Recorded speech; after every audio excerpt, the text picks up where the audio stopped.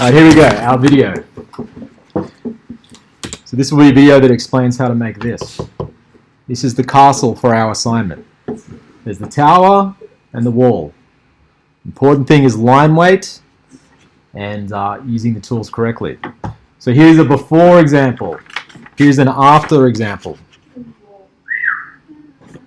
Right? You don't necessarily have to make yours look like that, but that's an example of what you could do to yours. So make it look like that instead of that on the edges of the tree. Make it look like that instead of that, that instead of that.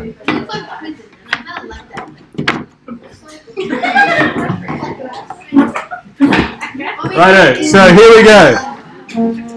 Hopefully this is recording. Anyway, I'm going to give you a riddle as we go through this as well. It's unrelated to this, but it'll get your minds working.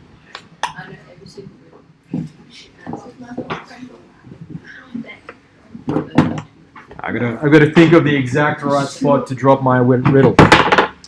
Right, anyway. Put a sheet of paper in place. I put my t-square in place, and I get this set square. Yeah. What is this set square called? 90 degrees. A what? 30 degrees. No. The set square is called set square. So.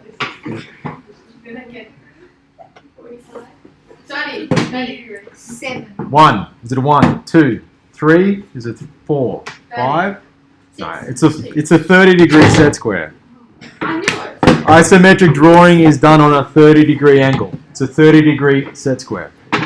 Right. I'm going to line up my set square so that it meets the edge of the sheet of paper, and I find the center of the sheet of paper.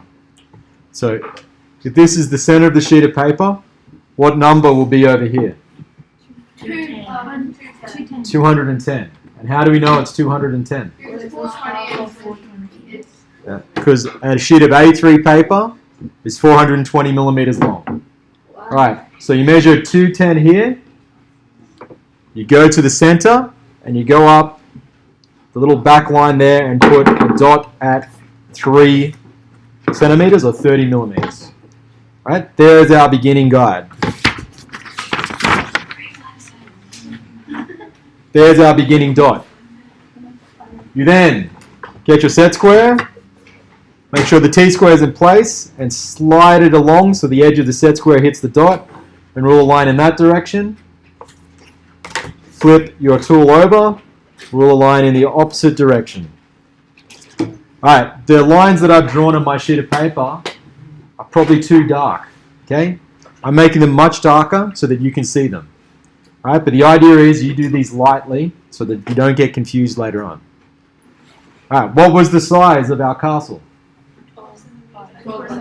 12 centimeters by 12 centimeters, or 120 millimeters by 120 millimeters.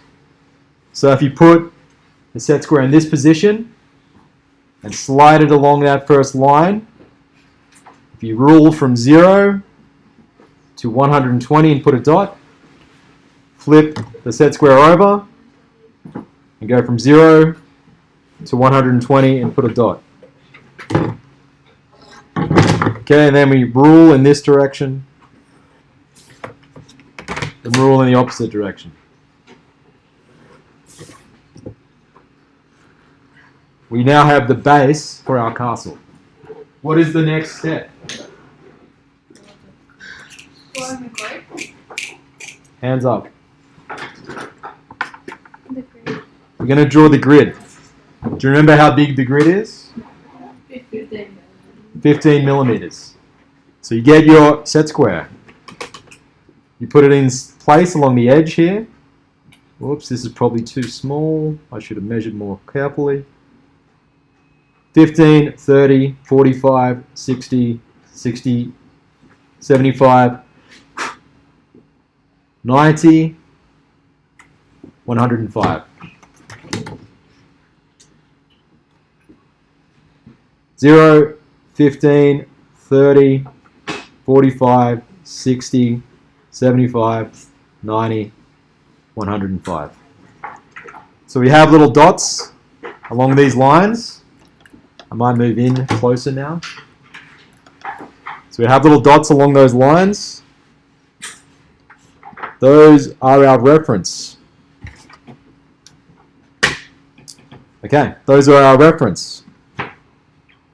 Let's get rid of this grid thing that popped up. Okay, those are our reference. So you make sure the t-square is in place.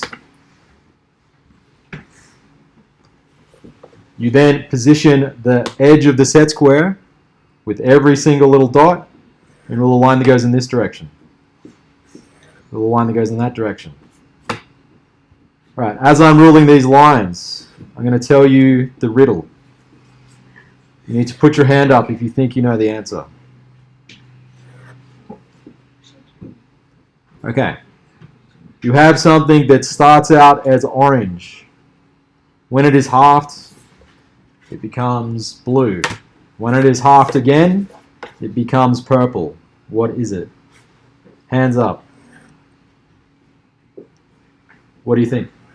I think it's like mixing colors and make another color. So Nope. you're halving that color away. Incorrect. Any other guesses? Yeah. It's a rainbow. Not a rainbow. Like a rainbow fruit that you cut and then. It's not even a rainbow fruit. Can you give us a clue? Unicorn. Is it a passion fruit? Nope. Is it a mango? Nope. Is it a Pokeball? Some people. Is it a Pokeball? No. Alright, anyway, here we go. Here's my grid. It's a cake. Here's my grid. Cake. I've got a slight little mistake up here, but that's okay. Right. There's my grid. My castle fits inside that grid. What I'm going to do this time is draw the tower in the middle. If we use the grid as reference, how many of these little points up do I go? 3. 3. 1, 2, 3. How big is the tower? Is it 3 by 3 squares? It's 3 by 3 squared. So, here's my beginning. If I rule in this direction 3, if I rule in that direction 3, this direction, and then this direction. Alright, so there's the base of the tower. How tall is the tower? Can you remember? 90. 85 centimeters. 85. How do we figure out that size? You go measure You from get the shut.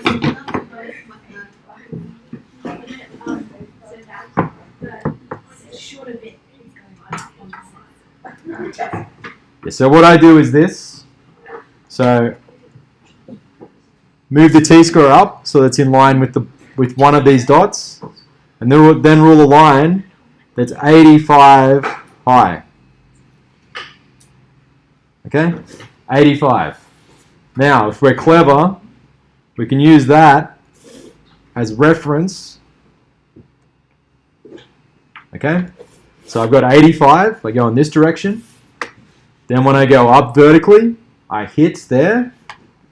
I flip it over. Rule in the opposite direction. Find this edge. Go up. And now I can use those two corners or vertices as reference to close the tower. Right? So there is the tower. Who else has any guesses about the riddle? Sponge.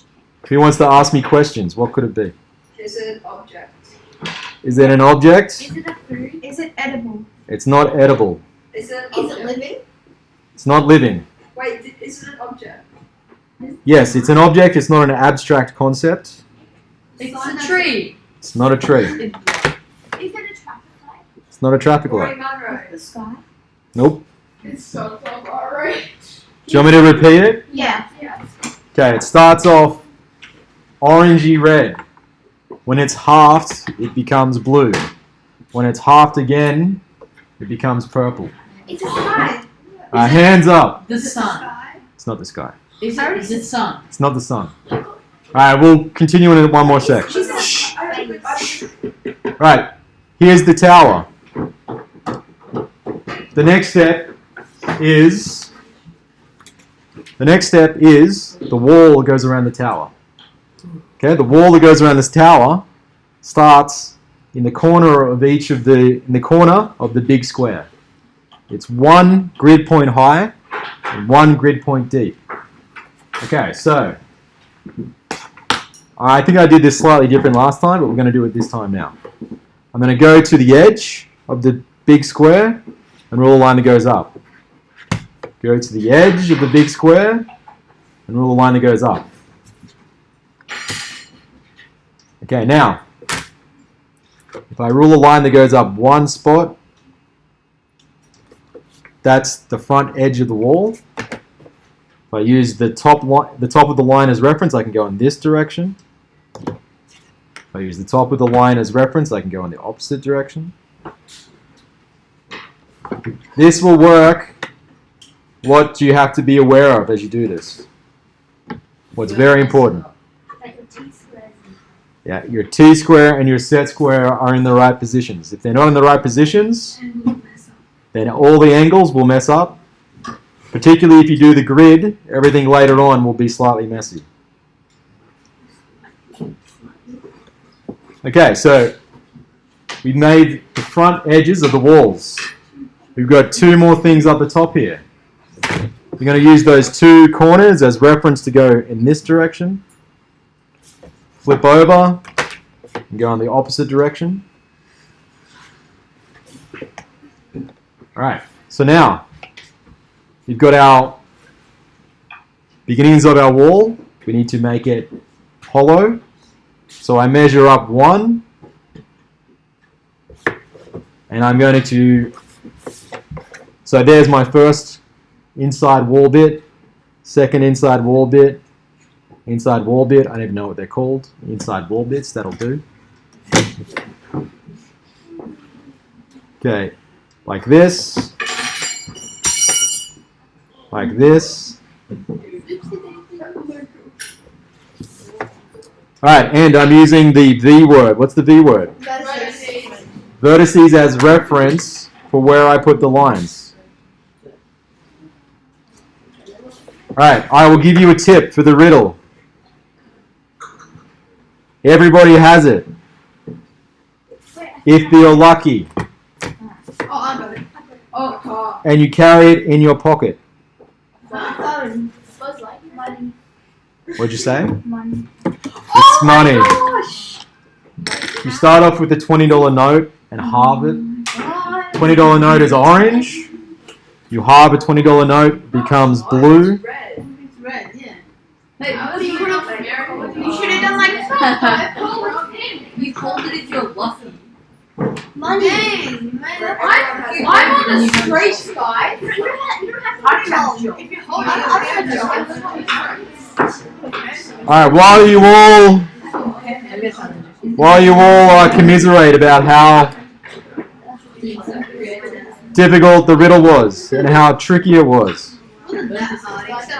last thing you do is go over it in pen. When you go over it in pen, what'd you say? None of you have money. Are you monetizing our lesson? So can you tag me? Yeah, tag it to me. I'm totally gonna monetize. I only have 2 subscribers. I'm gonna find your channel and be like, I was there when you were filming that video in the comments. Do you think I'm stupid enough to leave comments on? Yes. Mr. Chapati. So, Hang on. make sure to subscribe and leave a like if you want to comment. Okay. Let's chill out. Let's just relax. We're almost done. Put the T-squares down. Is the video over? Almost. You get to mute it. Alright, I'll do the outro. Make sure to like and subscribe. The notification bell. Rory, I haven't told you to move. Look, you tagged her. Aston, that was very good. My name's called Ransom. Can you play me? Tag Johnny. Aston. Keith is the male that have two. Aston. All right. As we're finishing this off, everyone, boys. As we're finishing this off, few tips. Don't do anything freehand. That's What does it mean when I say freehand? Without a ruler. The second you do it without a ruler, it's going to look messy and it's not going to look great. Don't put your elbow on the T-square. When you put your elbow in the T-square, it wobbles around. Oh, she does, doesn't she? Always make sure you line your sheet of paper up with the top of the drawing board so that you know it's not askew. What would I do if I've done here? Oh, you do cross section. I do a 1 centimeter border and an information box And shading, isn't it? so that it looks like this. Okay? So it looks like this. Once I've got this, once it looks like this with the border, if I'm really clever, I'd take it to the library and photocopy it so that I've got a copy which I can use to draw to turn into my picture. So have a do. Could you do that Clipperama thing with your drawing? Clipperama. It's like a before and after. Clipperama. It's like On Captain So, are you still filming? Okay, get your pencil cases. Yeah, you